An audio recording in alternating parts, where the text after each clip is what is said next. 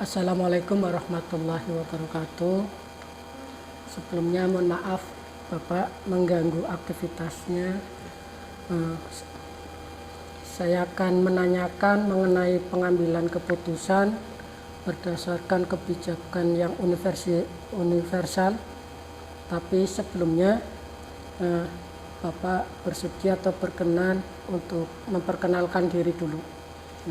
Nama saya Akif Budiman MPD, saya selaku Kepala Sekolah di SMA Negeri 1 Larangan Kabupaten Brebes. Terima kasih Bapak. Terima kasih untuk perkenalannya. Mungkin sebelumnya ada masukan terkait dengan CGP Angkatan 9 ini Pak. Untuk masukan saya, CGP Angkatan 9 sudah sangat bagus dan saya sebagai pimpinan selalu akan mendukung untuk CGP Angkatan 9 ini. Oke, terima kasih Bapak untuk dukungannya selama ini. Kemudian saya akan menanyakan bagaimana cara Bapak mengidentifikasi sebuah permasalahan termasuk dalam dilema etika atau bujukan moral. Gitu. Untuk awal ketika ada permasalahan, dilema etika maupun bujukan moral, saya terlebih dahulu akan mengidentifikasi masalah tersebut. Apakah itu termasuk dilema etika, apakah masalah tersebut termasuk bujukan moral. Bagaimana Bapak memutuskan sebuah permasalahan ketika permasalahan itu sama-sama benar dan bagaimana mengambil keputusannya Pak? Jika masalah itu sama-sama benar, artinya itu dilema etika. Yang pertama saya akan mempelajari dulu regulasi yang ada atau aturan yang ada, karena kita tidak boleh menabrak aturan yang ada. Kemudian akan mengumpulkan rekan-rekan yang terlibat di dalam permasalahan tersebut. Selama ini langkah-langkah seperti apa atau prosedur seperti apa untuk menyelesaikan masalah tersebut Pak? Prosedurnya atau langkah-langkahnya biasanya saya selaku kepala sekolah akan mengidentifikasi, kemudian mengumpulkan tim terlebih dahulu untuk bagaimana mencari solusi yang terbaik. Kemudian mengumpulkan pihak-pihak yang terlibat di dalam masalah tersebut. Oke. Sangat bagus sekali itu ya langkah-langkahnya. Dari beberapa cara yang tadi Bapak sampaikan, adakah yang Bapak anggap paling efektif dalam menyelesaikan sebuah kasus? Ada. Cara yang paling efektif adalah yang pertama itu betul-betul melihat fakta yang ada dulu. Fakta yang ada di lapangan seperti apa. Kemudian pihak-pihak yang terlibat di dalam fakta-fakta itu kita kumpulkan. Gitu. Ya, itu langkah-langkahnya. Sumbernya ya berarti ya Pak? Tentu, iya. Oke. Selama Bapak menjadi kepala sekolah, adakah kasus yang begitu menantang dalam penyelesaiannya? Ya. Tentu ada kasus yang sangat menantang. Misalnya, bagaimana supaya prestasi di sekolah itu mulai kita gairahkan di sekolah, baik prestasi akademik maupun non akademik. Prestasi akademik tentu sesuai dengan lomba-lomba yang ada di tingkat sekolah, termasuk bagaimana caranya meningkatkan lulusan SMA Negeri 1 Larangan ini supaya bisa diterima di perguruan tinggi, khususnya perguruan tinggi negeri khususnya. Oke. Dalam penyelesaian masalah, apakah Bapak mempunyai jadwal khusus atau spontan langsung diselesaikan? Ya, untuk masalah, karena masalah itu kan timbul sewaktu-waktu, jadi tidak bisa masalah itu dijadwalkan kapan akan muncul, sehingga solusinya adalah ya kapan masalah itu ada kita selesaikan secepat mungkin. Lebih baik, iya. Oke. Selama ini dalam penyelesaian masalah, apakah ada pihak-pihak yang membantu atau terlibat Pak? Ada tentu pihak-pihak yang terlibat. Tadi di awal saya katakan yang pertama saya selaku kepala sekolah harus terlibat. Yang kedua, di sekolah ini kan ada tim sekolah terdiri dari waka kurikul, waka, 4 waka, asisten waka, kemudian KTU. Kemudian pihak-pihak lain itu ya jelas pihak-pihak yang terlibat, misalnya di dalam permasalahan tersebut pihak mana saja yang terlibat. Setelah sekian lama atau waktu Bapak menjadi kepala sekolah, pasti banyak yang sudah Bapak lalui dengan berbagai kasus ya Pak ya. Adakah pembelajaran yang Bapak ambil dari cara-cara penyelesaian masalah itu Pak? Ada. Setiap kebijakan yang sudah saya ambil, pasti nanti saya refleksikan. Saya refleksi lagi. Apakah kebijakan ini nanti fakta di lapangan mempunyai ekses negatif apa tidak? Nah, pasti saya refleksi. Refleksi dengan dampaknya itu ya Iya, Pak? dengan dampaknya. Oke. Demikian tadi Bapak pertanyaan yang saya ajukan. Semoga menjadi pembelajaran buat saya di CKP atau calon guru penggerak. Atas waktunya saya minta maaf dan terima kasih sudah mengganggu istirahat Bapak. Saya selaku pimpinan, selaku kepala sekolah, saya sangat mendukung sekali kegiatan-kegiatan yang dilakukan oleh CKP. Pesan saya, lakukan secara optimal, secara maksimal, sehingga nanti bermanfaat bagi pribadi maupun secara kedinasan. Matur suwun Bapak. Terima kasih. Terima kasih Pak Tarsono. Ya, semoga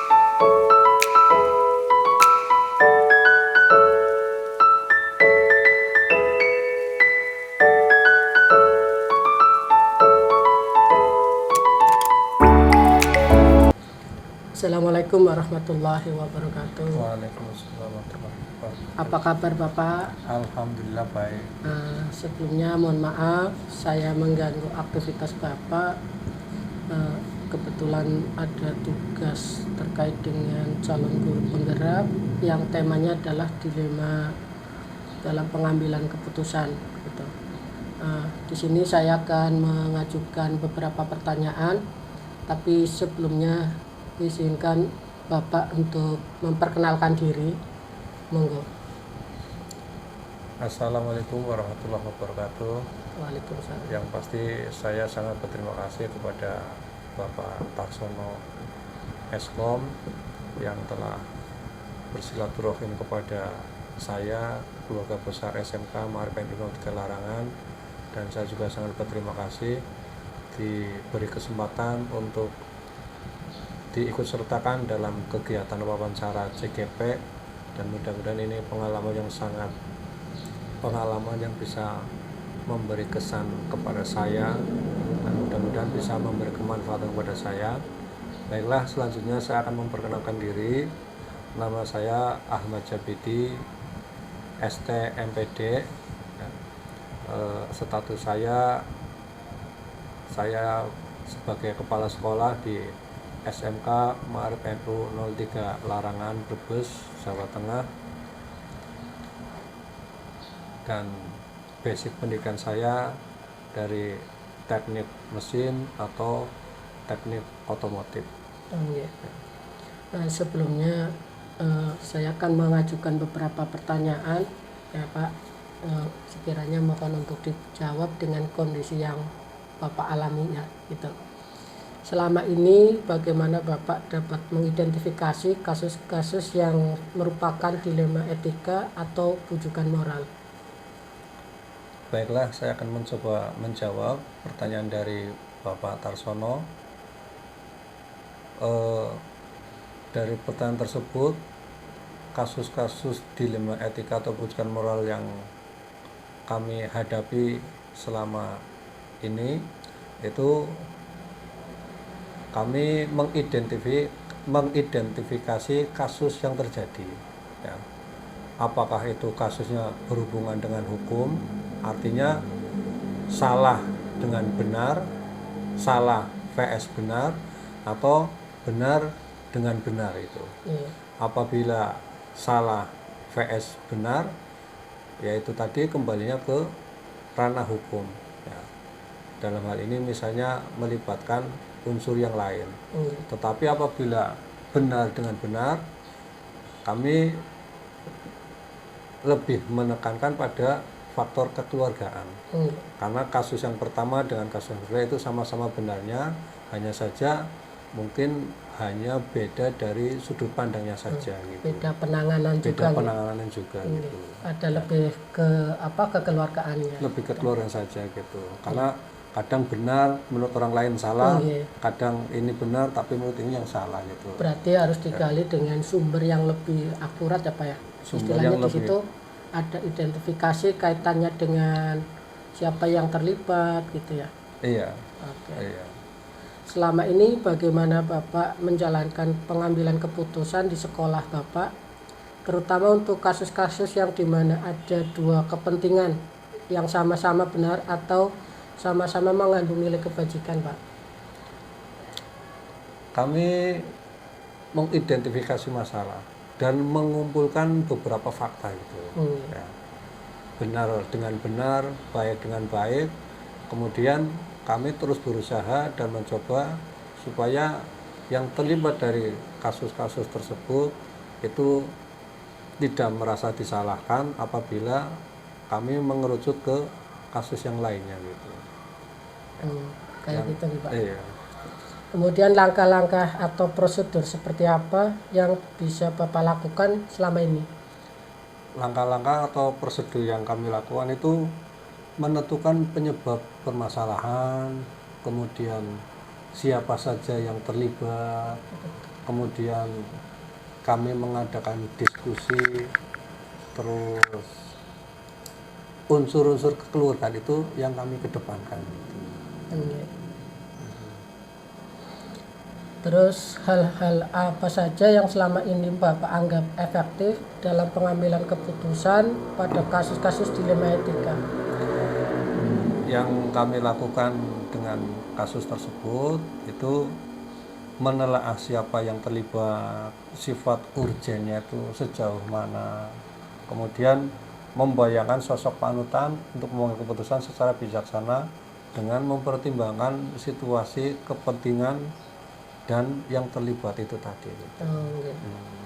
Kemudian hal-hal apa saja yang selama ini merupakan tantangan dalam pengambilan keputusan pada kasus-kasus dilema etika ini Pak? Yang menjadi tantangan kami itu mencari keputusan yang terbaik karena keduanya merupakan sama-sama benar itu. Ya. Nah, cara mencari keputusan terbaik itu kadang kami kadang merasa keberatan ketika kita merasa satu sisi benar, kedua sisi benar gitu. Iya, makanya kami mencari keputusan terbaik dan yang bisa menguntungkan kedua belah pihak. Gitu. Artinya dampak dari keputusan itu tidak serta-merta terjadi gitu. Iya. Apa yang Bapak miliki atau apa Bapak miliki sebuah jadwal tertentu dalam sebuah penyelesaian kasus dilema etika? Apakah Bapak juga langsung menyelesaikan di tempat atau memiliki sebuah jadwal dalam penyelesaiannya? Bentuk atau prosedur seperti apa yang akan Bapak jalankan? Artinya di sini ada penjadwalan, ini nanti akan saya selesaikan sesuai dengan tahapannya, sesuai dengan waktunya, target saya sekian hari, begitu. Apakah ada? Yang pasti ada jadwal-jadwal atau rencana-rencana penyelesaian kasus tersebut gitu. Apabila langsung bisa diputuskan ya langsung, apabila harus dikaji lebih detail ya kami meminta waktunya atau menentukan waktunya. Di dalam menentukan waktu tersebut dan sebelum memutuskan keputusannya itu biasanya kami juga mengambil fakta atau data dari lapangan gitu. Berarti menentukan ketika keputusan ini harus diselesaikan hari itu juga ya langsung Bapak putuskan langsung. Tetapi kalau butuh pembanding dari masukan dari tim atau dari pihak yang terkait, juga perlu jadwal ya Pak ya? Jadwal. Kemudian adakah seseorang atau faktor apa yang selama ini mempermudah atau membantu Bapak dalam pengambilan keputusan dalam kasus-kasus dilema etika ini Pak? Banyak gitu. Bapak Ibu guru di sekolah ataupun karyawan ataupun yang lainnya juga tim waka gitu ya. iya.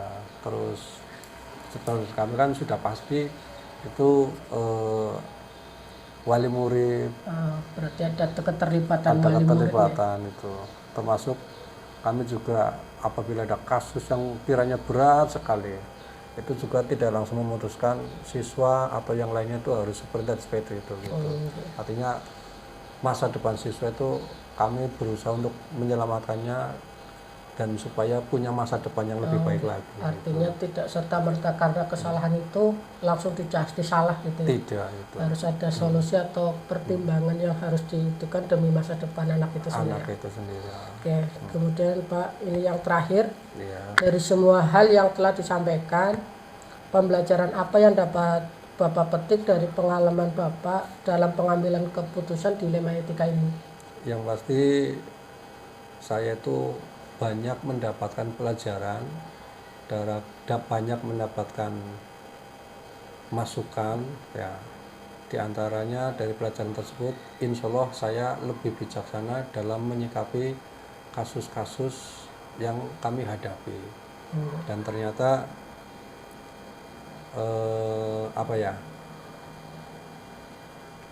yaitu tadi, sebagai orang tua, sebagai orang yang dipercaya, Orang yang dituakan itu memang dituntut harus bisa lebih bijaksana, dan termasuk dalam berpikir, dalam berbicara, dalam memutuskan, itu juga tidak bisa langsung sesuai dengan angan-angannya sendiri gitu.